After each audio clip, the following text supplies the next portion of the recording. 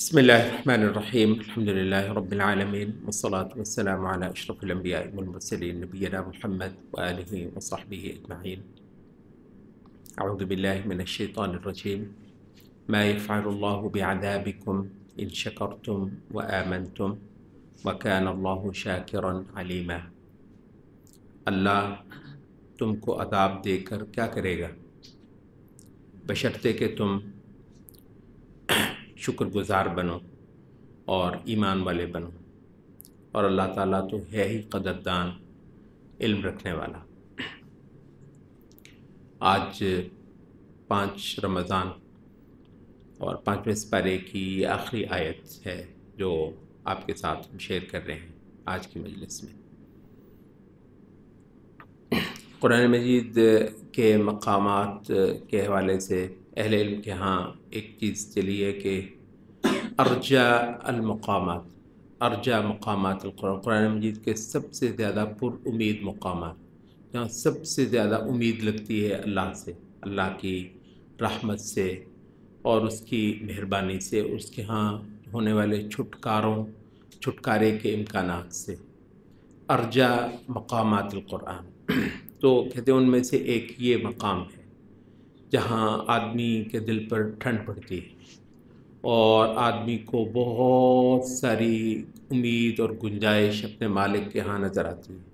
آیت کا اسلوب بہت ہی پیارا، خوبصورت اور عبادت گزار، جو اپنی نجات کے لیے پریشان ہے اور جس کو یہ بحر ظلمات ڈرا رہا ہے، جس کے اندر انسان کو پھینک دیا گیا ہے، تو اس کے لیے تو یہ اتنی پر لطف چیز ہے کہ اس کا مالک ہے کہ ما یفعل اللہ بعذابکم، کہ تم کو عذاب دے کر میں کیا کروں گا۔ کہتے ہیں اس کے اندر ایک تو مالک کی بے نیازی ہے، اللہ رب العزت کا بے نیاز ہونا، اس کی کوئی ضرورت نہیں ہے کہ وہ ہم کو عذاب دے، اس کا کوئی کام رکا ہوا نہیں ہے۔ اس کی تفسیر میں علم نے کہا کہ اس کو کوئی تشفی نہیں ہوتی، کوئی مزہ نہیں آتا کہ میں لوگوں کو جلاؤں اور عذاب دوں۔ اللہ تعالیٰ کی صفات میں سب سے پہلے جو صفت ہے وہ وہی ہے جو تسمیہ میں آتی ہے، بسم اللہ الرحمن الرحیم۔ تو اللہ کے ساتھ 2 نام اس کے باقاعدہ جڑے رہتے ہیں، الرحمن الرحیم۔ اچھا، تو ایک تو اللہ رب العزت کا بے نیاز ہونا اور دوسرا اس کا مہربان ہونا۔ اچھا، لیکن اس میں جو 2 باتیں کی گئی ہیں وہ آگے کیا ہیں کہ ان شکرتم و آمنتم، بشرطے کہ تم شکر گزار بنو اور ایمان والے بنو۔ یہ 2 باتیں البتہ انسان کے اندر مطلوب ہیں، کیوں بھلا؟ اس حوالے سے ہم اسی موضوع سے جڑی ہوئی ایک حدیث آپ کے ساتھ شیئر کرتے ہیں، اور وہ حدیث آپ نے سنی ہوگی، بہت بار بڑی مشہور ہے کہ ایک قیدیوں کا ٹولہ کسی غزوے میں قیدی پکڑ کر لائے گئے دشمن کے، ان میں ایک عورت جو ہے وہ بہت ہی پریشانی کی حالت میں بھاگی دوڑی پھر رہی ہے، یہاں تک کہ اس کو بچہ ملتا ہے تو اس کو جھٹ سے لوگوں کے سامنے ہی، اس کو نہیں پرواہ، کیونکہ اس کو یہ ہے کہ قید میں پکڑے گئے ہیں، پتہ نہیں کتنی دیر بچے کو جو ہے وہ بھوک پیاس برداشت کرنا پڑی ہے، تو وہ لوگوں کے سامنے ہی اس کو دودھ پلانا شروع کر دیتی ہے۔ تو نبی صلی اللہ علیہ وسلم بھی دیکھ رہے ہیں اور صحابہ بھی دیکھ رہے ہیں، تو نبی صلی اللہ علیہ وسلم ہمیشہ بعض مواقع کو صحابہ کی تربیت کے لیے، یہاں تک کہ سبحان اللہ، اللہ کی بعض صفات کو سمجھانے کے لیے ہمیشہ ایسے مواقع کو استعمال میں لایا کرتے تھے۔ تو بہت زبردست سوال نبی صلی اللہ علیہ وسلم نے صحابہ کو مخاطب کر کے کہا کہ اترون هذه طارحة ولدها في النار، کیا تمہارا خیال ہے کہ یہ عورت اپنے اس بچے کو کبھی آگ میں پھینکنے والی ہے؟ تو صحابہ نے کہا کہ نہیں اللہ کے رسول، کبھی نہیں ہو سکتا ہے، یہ جو محبت اس سے چھلک رہی ہے اور ایسی پریشانی اس کو پڑی ہوئی تھی، یہاں تک کہ بچے کو دیکھتے ہی اس نے دودھ دے دیے اس کو، تو نہیں، یہ کبھی اپنے بچے کو آگ میں پھینکنے والی نہیں ہے۔ یہاں پہ نبی صلی اللہ علیہ وسلم اللہ کے بارے میں جو صحیح ترین مستند ترین بات کرنے والا کوئی شخص ہو سکتا ہے، نبی صلی اللہ علیہ وسلم، وہ جو فرماتے ہیں وہ کہیں کہ للہ ارحم بعبدہ من ہذہ بولدہ، یقیناً اللہ زیادہ مہربان ہے اپنے بندے کے ساتھ اس عورت سے جو یہ اپنے بچے کے ساتھ ہے۔ سبحان اللہ، جی یہاں تو یعنی آدمی کی گھگی بن جاتی ہے، آدمی کے لیے امید کے اتنے در کھل جاتے ہیں مالک کی رحمت کے۔ اچھا، یہاں جو ایک بات نوٹ کرنے کی ہے اس حدیث کے اندر، وہ البتہ نہایت قابل غور ہے، للہ ارحم بعبدہ، اللہ اپنے بندے کے ساتھ اس عورت سے زیادہ مہربان ہے جو یہ اپنے بچے کے ساتھ نظر آتی ہے۔ کہتے ہیں اس میں شرط، اس حدیث کے اندر بھی ایک شرط ذکر ہو گئی ہے، ورنہ یہ ہے کہ جی ہاں جی پھر تو بند کر دو ساری کتابیں، سارا کچھ، وہ آیتیں جتنی عذاب کی آیتیں قرآن مجید ہی میں ہیں اور سچی آیتیں ہیں، ٹھیک ہے۔ تو اس کا یہ مطلب تو بہرحال نہیں ہے کہ دو غوثوں کو لپیٹ دیا گیا اور ختم کر دیا گیا جی اللہ مہربان ہے، ایسا تو بہرحال نہیں ہے۔ تو پھر کیا ہے، کہتے ہیں کہ اس حدیث کے اندر بھی ایک شرط مذکور ہوئی ہے، اور وہ کیا ہے، وہ ہے بندگی۔ اللہ اپنے بندے، بندہ تو ہو اللہ کا، یعنی بندہ تو آدمی غیر اللہ کا نہ ہو۔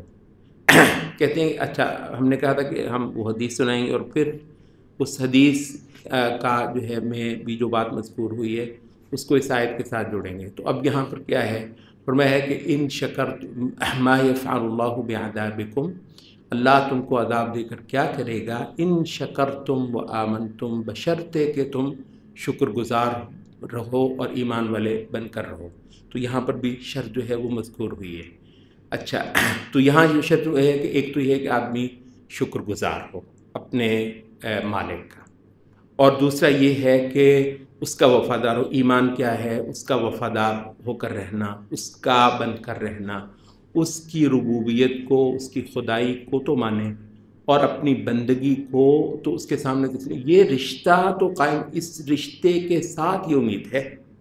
اب اس رشتے پر محنت کرنا یہ کل کام ہے۔ جو بندہ، جس کو یہ سرا مل گیا شکر کا اور ایمان کا، شکر اور ایمان، یہ ہے عبدیت، یہ ہے بندگی، یہ ہے خدا کے ساتھ وفاداری۔ جس کے ہاتھ میں یہ سرا آ گیا، اس کے ہاتھ میں تو وہ سارے امید کے جو سامان جو ہیں وہ آ گئے۔ اس کا مالک اس کے تصور سے زیادہ مہربان ہے۔ البتہ جس کے ہاتھ میں یہ سرا نہیں آیا، اس کے لیے یہ کلام ہے ہی نہیں۔ یہ بڑا خوبصورت مقام ہے، بہت مزیدار مقام ہے، لیکن یہ ہے ان لوگوں کے لیے جو مالک کے طلبگار ہیں، جس کے مالک کی طلب ہی نہیں، مالک کی جستجو ہی نہیں ہے، سجدوں میں وہ اپنے مالک کو ڈھونڈتا ہی نہیں ہے، اور اس کے سامنے اپنی عبدیت کا اظہار ہی نہیں کرتا ہے، تو اس کے لیے تو یہ سارے بیانات قرآن مجید کے نہیں ہیں۔ اب تھوڑی سی ہم وضاحت جو ہے وہ اس کی کریں گے کہ جو دو شرطیں بیان ہوئی، ان شکرتم و آمنتم۔ کئی سارے تفسیر میں اہل تفسیر نے یہ پوائنٹ اٹھایا ہے کہ یہاں شکر جو ہے وہ مقدم کر دیا گیا ہے ایمان پر، ان شکر یعنی شکر پہلے ذکر کر دیا گیا ہے اور ایمان بعد میں ذکر کیا گیا۔ کہتے ہیں حالانکہ اصل ترتیب کیا ہے، ویسے اصل ترتیب یہ ہے کہ ایمان ہو تو کوئی عمل فائدہ دیتا ہے، ایمان کے بغیر تو کوئی عمل فائدہ نہیں دیتا ہے۔ اس لحاظ سے تو ایمان پہلے ذکر ہونا تھا اور شکر جو ہے وہ بعد میں ہونا تھا۔ تو پھر کیا وجہ ہے کہ اللہ تعالیٰ نے شکر کو پہلے ذکر فرمایا؟ تو کہتے ہیں کہ اس کی ایک وجہ یہ ہے کہ ایک ہے شکر مجمل۔ شکر مجمل کا لفظ مطلب ہوتا ہے پریسائز، ایک موٹی سی شکر گزاری ہوتی ہے کہ جب بندہ اپنے مالک کی نعمتوں کو تھوڑا سا دیکھتا اور اس کا اندازہ کرتا ہے، تو کہتے ہیں کہ وہ جو ابتدائی، جس کو ہے نا مجمل یا ابتدائی تشکر، شکر مندی، وہ اس بات کا تقاضا کرتی ہے کہ بندہ اپنے مالک کو مانے۔ تو پہلے وہ ایک شکر گزاری پیدا ہوتی ہے جس سے ایمان جنم لیتا ہے۔ پھر جب ایمان جنم لیتا ہے تو مفصل شکر گزاری ہے، یہ نماز کے لیے کھڑے ہو جانا خالصتاً شکر مندی ہے۔ یہ جو ہم روزے رکھ رہے ہیں، یہ اس کے احسانات پر اس کا شکر ہے. یعنی یہ کوئی ایسا نہیں ہے کہ ہم پتہ نہیں کیا کوئی تیر مار رہے ہیں. اتنے اس کے احسانات ہیں. یہ روزہ رکھ کر، یہ اس کی تسبیح کر کے، یہ اس کے نام کی کچھ خیرات کر کے، تو سارا کچھ کیا ہے کہتے ہیں یہ شکر، یہ عبادت کی ساری صورتیں دراصل شکر مندی کی ہی صورتیں ہیں. ٹھیک ہے، تو اس وجہ سے ایک مجمل شکر تھا. اس نے اندیا پیدا کیا کہ آدمی اپنے مالک سے وابستہ ہو جائے اور اپنے مالک کو مالک مان لے. تو پھر یہ ایمان، شکر مندی ایمان میں ڈھلی. پھر ایمان کے بعد مفصل شکر مندی جو ہے وہ پیدا ہوئی، اور اس سے بے شمار بندگی اور عبادت کے رویے اس بندے کے اندر جنم لینے لگے. تو اچھا، ایک دوسری بات بھی یہاں پر کرنے کی ہے کہ یہاں عبادت کو شکر مندی سے تعبیر کیا گیا. پوری عبادت کے لیے جو ایک بہترین لفظ بولا گیا ہے اور بولا جا سکتا ہے وہ ہے شکر مندی. اچھا، کہتے ہیں کہ کیا ہے یہ شکر مندی؟ یہ ہے کہ آدمی مالک کی نعمتوں کا اندازہ کرے، مالک کی نعمتوں کا اندازہ کرے، اور اس پر مالک کا حق، یعنی کہتے ہیں کہ اپنے ہر ملکے سے جو کچھ میرے پاس ہے، صحت ہے، دولت ہے، حسن ہے، اچھے گھر میں پیدا ہوا ہوں، کسی سے مانگ کر نہیں کھاتا، اچھی گزر رہی ہے، یہ سارا کچھ کیا ہے؟ اس کو دیکھنے کے دو طریقے ہیں. ایک یہ ہے کہ اس میں کچھ میرا نہیں ہے، سب مالک کا دیا ہوا ہے، میں نے کوئی چیز نہیں تھی جس کو میں پیدا کر لیتا، سب کچھ مالک کا ہے. تو اپنے تمام ملکہ سے، ہر ملکے سے دستبردار ہو جانا، کہتے ہیں عبادت یہ ہے. اپنے ہر ملکے سے دستبردار ہو کر جو کچھ اپنے پاس ہے سب پر مالک کا حق تسلیم کرنا. کہتے ہیں کہ یہاں سے عبادت شروع ہو گئی. اچھا، جیسے ہی آپ کو یہ ہوا کہ یہ تو میری ہے، تو اس سے کیا ہوا ہے کہ کلا ان الانسان لیطغی ان رآہ استغنی. جیسے ہی وہ مستغنی ہوا نا، اس کو تھوڑی دیر کے لیے بھی یہ لگا کہ یہ میری ہے، یہ کسی مہربان کی دی ہوئی نہیں ہے جس میں میرا ذرہ کوئی کمال نہیں، بلکہ یہ جو ہے نا یہ تو میری ہے. تو جیسے ہی یہ ہوا اس کے اندر بے نیازی آئی. کہتے بے نیازی دراصل کفر کا مترادف ہے. بے نیازی کفر کا مترادف ہے. آپ کے اللہ نے اتنا کچھ مہربانیاں دیں کہ آپ کو وہم ہو گیا کہ میں اس کا ضرورت مند نہیں، میرے پاس ہے. سبحان اللہ. تمہارے پاس تو کچھ نہیں تھا، ایک ایک چیز میں تمہیں اپنی اس ملکے سے اور اپنی اس ملکیت سے دستبردار ہو کر اس پر ایک ایک چیز پر مالک کا حق جو ہے وہ کرنا تھا. تو جیسے ہی آپ نے اس کو اپنے آپ کو اس کا مالک سمجھا، اس کے اندر آپ کے اندر بھی ربوبیت کا ایک معنی آ گیا. درست ہے نا؟ آپ کے اندر بھی ربوبیت کا، خدائی کا ایک، کیونکہ اپنا ہونا خدا ہے، خدا ہے جو مطلق مالک ہے. ٹھیک ہے، تو جیسے ہی آپ نے اس کو کسی کی ملکیت نہیں سمجھا بلکہ اپنی، تو ایک معنی کے اندر ربوبیت اور خدائی آپ کے اندر بھی آ گئی. وہ جو ہے نا وہ اس کی کہتے ہیں حد یہ تھی کہ فرعون نے کہا تھا کہ ونادى فرعون في قومه قال يا قوم أليس لي ملك مصر وهذه، فرعون نے ایک منادی کروائی، کہنے لگا اے میری قوم، یہ مصر کی بادشاہت میری نہیں ہے. وهذه الانهار تجري من تحت، دیکھو تو یہ دریا کس کے نیچے سے گزرتے ہیں، یہ ساری نہریں جو ہیں یہ میرے نیچے سے تو گزرتی ہیں، یہ محلات یہ سب میرے ہیں، یہ میرے ہیں جو ہے نا. کہتے ہیں کہ یہ اپنے آپ کے اندر ایک ربوبیت اور خدائی کا معنی پیدا کرتا ہے، اور یہ ہے دراصل جو کفر ہے.